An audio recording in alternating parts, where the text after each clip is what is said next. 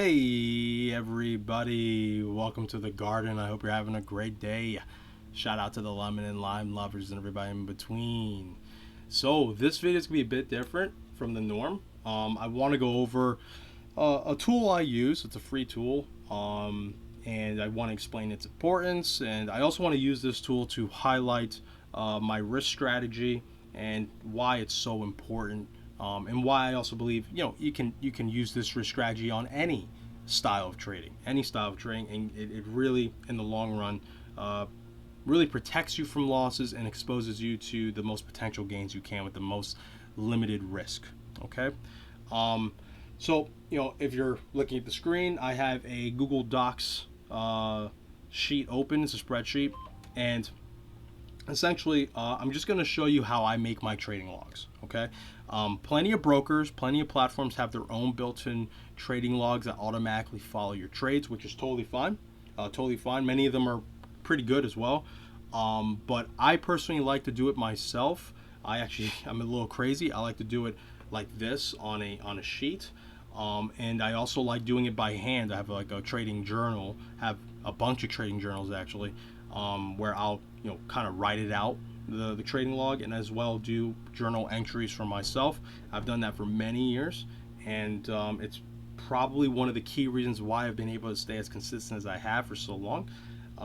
And include, as well as the spreadsheets. The spreadsheets also help me stay consistent, and I just want to highlight that and go over it. And I also want to, if in case anyone doesn't know how to make the spreadsheets for trading, how I do it personally. There's not one set way to do it the best. Just the way that you're most comfortable, and I'll share with you how I do it. Okay. So for me personally, let's start. I like to title my trading logs. I like to title them. I like to focus them. So in this case, let's just make this a crypto trading log. Again, this sort of template you can bring to any market, whether it's crypto, stocks, forex, doesn't really matter. But in this case, we'll just do crypto trading log. Okay. After that, when I was younger, I used to kind of emphasize and highlight a set amount of money I'm starting with. So in this case, let's do $1,000. Okay, so I'll do like $1,000 start. So we'll make it a small account. All right. I don't do this so much anymore, but I find this to be important if you are worried about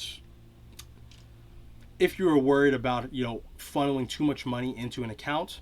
You don't trust yourself. This helps kind of create that ceiling. Okay, it kind of helps you create that ceiling and keeps you from overexposing yourself too much, where you can set aside X amount of money and know that this is your money. That's not a lot. It's not supposed to be a liability. It's supposed to be something that helps generate wealth, generate profit for you. And if it starts losing money, that you don't want to add on to it. You don't want to add to the fuel of the fire that is losing you money. All right, and that's kind of what this sort of activity, that's what this does. It keeps you from really overexposing yourself. It creates discipline, making sure you keep track of everything you're doing. So in this case, it'll be $1,000. Okay, I'll get more into that as we go into my risk strategy as well. Next is the secret sauce, which is compounding. So this is the secret sauce to it. Compounding a certain percentage. Nowadays, it's for me 1 to 2%, just based off of the account size. Right? So like if you're following my trades on the Discord, you'll see risk 1%, risks 2%. That's not just about risk. That's actually compounding the account. All right. In this case, for this size, we'll just say compounding 10%. I promise, I'll get into the details of exactly what I mean by compounding a percentage and why this is. Not only is this protecting your account, this is what can make your account go parabolic over X amount of time. Okay. That's a wonder of the world, compounding that can change your life. All right, if you can realize risk management and compounding, your life will change. I can promise you that. And then I personally like to date. I've always liked to date my logs when I make them. So in this case, let's just say the 17th, so June 17th, 2022. All right. So I always like to date them, because then I can see exactly when I made it, and then I can reference that time going back. So let's say next year, June 17, 2023, like, all right, let me see how I did for the year, and just go back through the trades like that. All right. Then we have to separate the rows into, we have to organize them out into what we're looking at. So in this case, the first row is always for me product. So what does that mean? Pretty much that means, what asset am I trading? Am I trading, Bitcoin? In this case, it's going to be crypto. So is it Bitcoin? Is it Ethereum? Is it XRP? Whatever. But that could also be, Apple, Amazon. It could be a Forex like, USD, JPY. But in this case, let's just make it Bitcoin, USD. All right. So that's the product you're trading. And so all your products as you trade will go down the list. The next row is going to be direction. So what direction is this specific trade going to be in, right? So is it going to be a long? Is it going to be a short? What direction are you trading? So, we'll just say long in this case, but the idea is now you can really reference, how many trades are you longing and shorting? Which trades are more successful for your specific strategy, your trading strategy, your trading style. Are you're better at longing, you're better at shorting? Well, this is the start of being able to visually see that. So third, the next row is leverage. Okay, this is very important. So if you're trading leverage, you want to make sure you keep track of your leverage. Okay, I mean, only a fool is not going to be keeping track of their leverage. And I can promise you this: you can have a 95% win rate. And if you're trading leverage and you don't know how to control your risk, you're losing all your money, guaranteed. Guaranteed. You might have a year or two where that's great, but I'll tell you this right now, good luck trying to walk in my boots trading almost 10 years. You're not doing it. I promise you're not doing it. Because if you don't have any risk and you're trading leverage, you're going to destroy your account. You're going to destroy your account over and over and over. So this is a huge factor to keep track of, because leverage changes everything.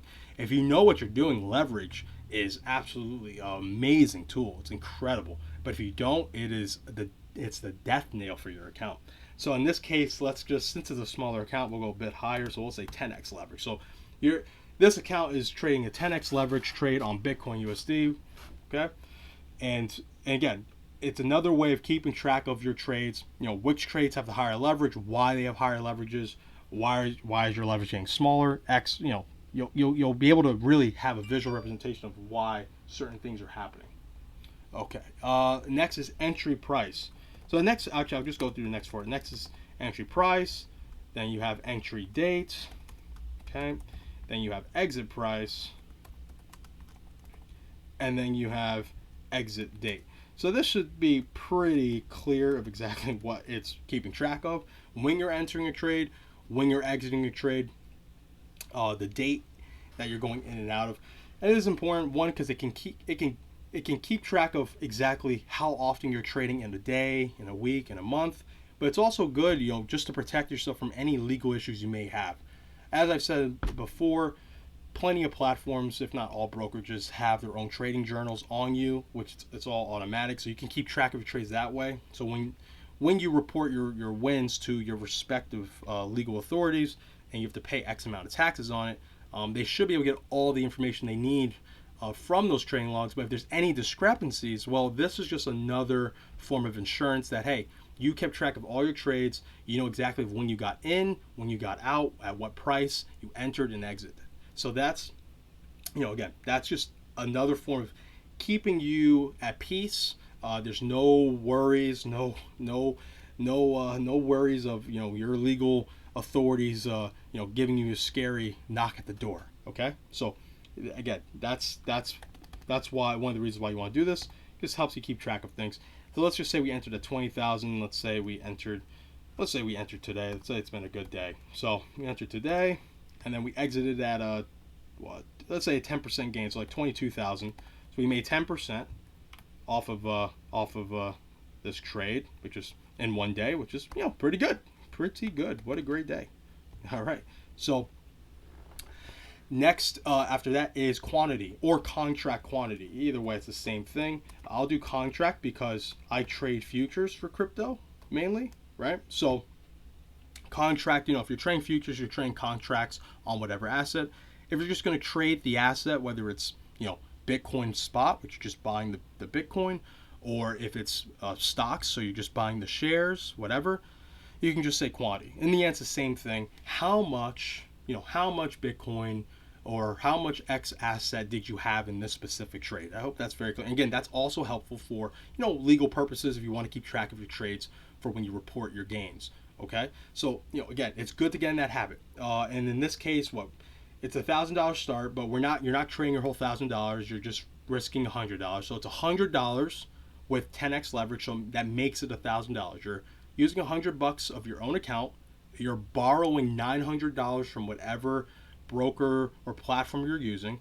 So now your overall quantity is equivalent to $1,000. Okay, so hopefully I'm doing my math right. That means you can get about 0.05 Bitcoin, right? So you're getting 0.05 Bitcoin off of that $1,000 that from your $100. Okay. And next would be the win-loss ratio set, and this is very important in my opinion. So this keeps track of how often you're winning and losing. How often do you have flip-flop wins and losses? So are you winning one, then losing one, winning one, losing one? Or are you winning 3 in a row, losing one, winning 3 in a row, losing one, or vice versa? This helps you keep track. And the way I like to do this is I like to make it numbered. So you 1, 2, and then 3, and then 4, right? So actually, no, we'll just say 3. So 1, 2, and 3.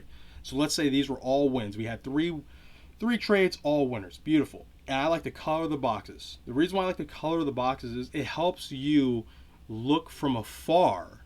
Okay, rather than having to really look at the numbers, you can look from afar and see how often you're winning in a row. Okay, and it also helps you psychologically if you're having a very good trading session or week or month or year or whatever. You get to see all that green. That really helps you stay confident, and it also vindicates a working strategy. If you are, there's plenty of strategies that work that don't really mesh with a person's personality. Okay, and that unfortunately is a big deal. If the strategy works and you hate it, you're often incentivized. You incentivize yourself. You're very, you want to tweak it. You want to make it where it's usually more complex than it has to be.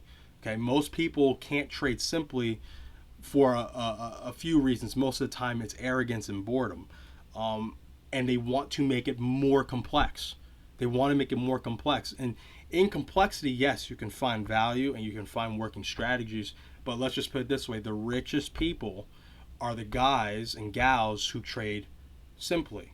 Okay, one of my favorite examples is there's no quant trading firm that's richer than Renaissance Technologies, right? And many people think Renaissance Technologies are a quant firm, and they're not. They actually have a simple trading strategy. Very, very simple trading strategy of support and resistance that they use algorithmically, but it's not the same as volatility trading or volume trading. It's not the same. So, and no firm has ever come close to some of these other guys like Ackerman or Tudor Jones, who are trading fundamentals / technicals. Okay, it is a clear reason why, and it's a clear reason why Dongqian's trading style, which is literally just the breaking of support and resistances, was so successful back in the 80s and 90s. Okay, so it's just how it is. It's just how it is. But most people can't do it. That's why most people don't do it. All right. But again, you can train yourself. It's hard, but you can train yourself. So in this case, you can see how often your strategy is winning, and then you can also indicate when your strategy loses and how often. So let's say we won 3 in a row, and then boom, we had a loss on our 4th trade. Now it's a 1, right? So that set of 3 was broken, and now you lost your first trade, and you want to color that red. So now it's highlighted, right? And so if you lose another trade, then it'll be 2, okay? And then so on. So hopefully that makes sense, okay? So this helps you vindicate a working strategy, and it also helps reveal a poor strategy, a strategy that you should not be following any longer. Whether that's trading a specific pattern, whether that's trading a specific indicator, whatever. That if you can see a visual representation in this color format that your thinking is right or your thinking is wrong, and over a set period of time it's proven to be right or wrong, this will help you not be stubborn. Okay, this will help you not be stubborn. It's very important. Most people who fail at trading, it's all because of their It's all because of their arrogance usually, and not being able to be humble and evaluate themselves. Because the failing comes from within. It all comes from within. Finding that balance is very difficult. All right, so next will be the final P&L. So essentially, you're just really showing, how much money you made off of that specific trade, right? So in this case, for the Bitcoin long, we got in at 20,000, right? And we did $100 on 10x, so it's $1,000, and then Bitcoin moved up 10% to 22,000. So what that means is, because every 1% on Bitcoin is a 10% gain for us because we're on 10x leverage, right? That means when we move 10% up on Bitcoin, that we made $100. So for our position, we actually doubled our position. We made $100 we made $100 off of $100 on an overall account of $1,000. Okay, hopefully that makes sense. Hopefully I didn't butcher that. So you made $100 right here, which is fabulous. That's great. That's absolutely great. Okay, so next would be, let's just say we made another $100. So we had another 10% gain. So now, we had two really good trades. $100 is $200, and then the next trade we made $200.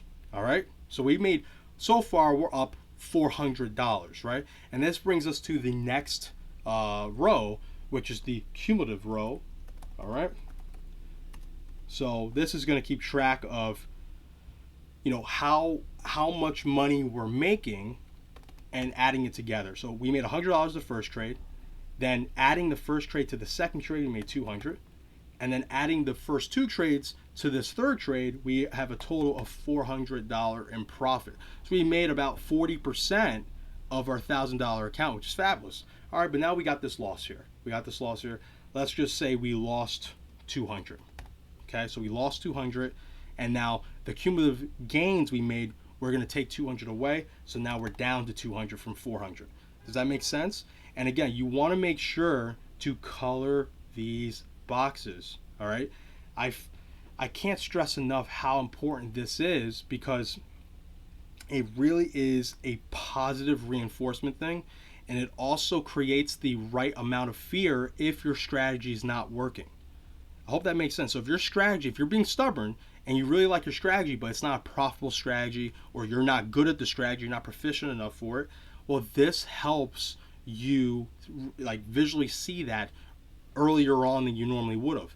So why am I going to color this still green? Because you're still positive, right? So even though this was a loss of $200 and we deducted that loss of $200 from the $400, you're still up $200. If the next trade, let's say we lost $300, then we would deduct it from this $200, we'd be negative $100. So then it would be a red box with $100. So does that make sense? I hope so. I hope so. So that's how I do, I measure the cumulative value, the cumulative gains over time. Okay. The next is end balance. So in this case, it would be $1,000. Okay. So you would do an end balance being $1,000, because this is representative of your account balance. So you have a $1,000 account, right? We start with $1,000, and we're going to go to the second row just so it's clear. And it's the trade balance. Okay, separate that; they're not the same. The trade balance is how much you are trading with, which is $100, right? So you're trading $100 of the $1,000, all right, and then. And this is where the magic comes in. All right. So here's the $1,000. Then, because of the cumulative value, we can see now you're up 1,200. Now you're up 1,400, because you're making. Oh, show you. Whoops, second. Okay. There we go. All right. And then you lose 200. So now you're back down to 1,200. Okay. Hopefully that makes sense. Hopefully that's making sense. Okay. Because you want to use the end balance with the final P&L. All right, that's how you're adding that up. And then we lost at 200, so now we're back down to 1,200. We're still positive 200. The trade balance. So this is where my strategy comes in, where you'll see on the Discord, I'll say risk 1, risk 2. Sometimes I'll say risk 3 or 4% of your account. That doesn't mean it's not set, right? Because let's say I started with $250,000, and when I say risk 1%, that's $2,500. But let's say that $250,000's become 300 grand because we made 50,000. When I say risk 1%, what does that mean? That means I'm risking 3,000, not 2,500, right? So that's where the exponential growth can happen, and that's where the compounding comes.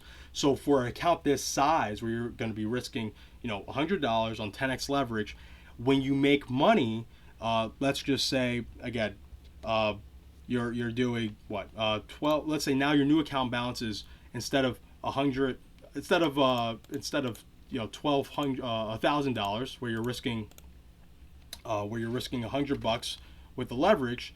Now you're going to be doing $1,200, which is $120, right? So you're trading $120. So kind of disregard what you're seeing here with the boxes. Okay, it's not really representative of this. Okay, I'm just using it as an example. But because your trade balance is now your end balance is now $1,200, your trade balance will be $120 because you're risking 10%. Okay, and same here, $140.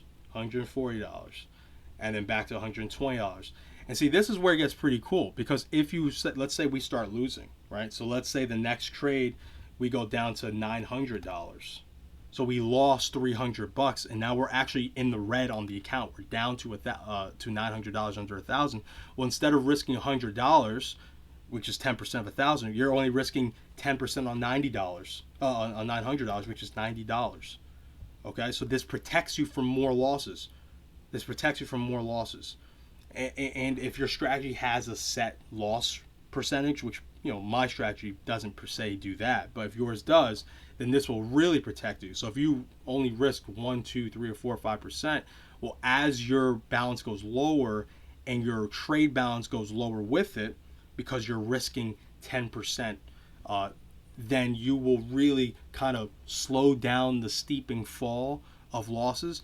And then as your account goes up, so let's just say you made 1,300, so now it's 130. Okay, as your account goes up and you continually have more success, that means you can really capitalize it because your trade balance is going higher. You are exposing yourself to more risk, but you're also controlling your risk because you're following your account balance. Because as you go lower, you're de-escalating your risk. As you go higher, you're exposing yourself more. It's absolutely magical. It's absolutely magical. So that's one of the big reasons why I did this video, because I wanted to share that, because this will work on any sort of strategy you're using for the most part.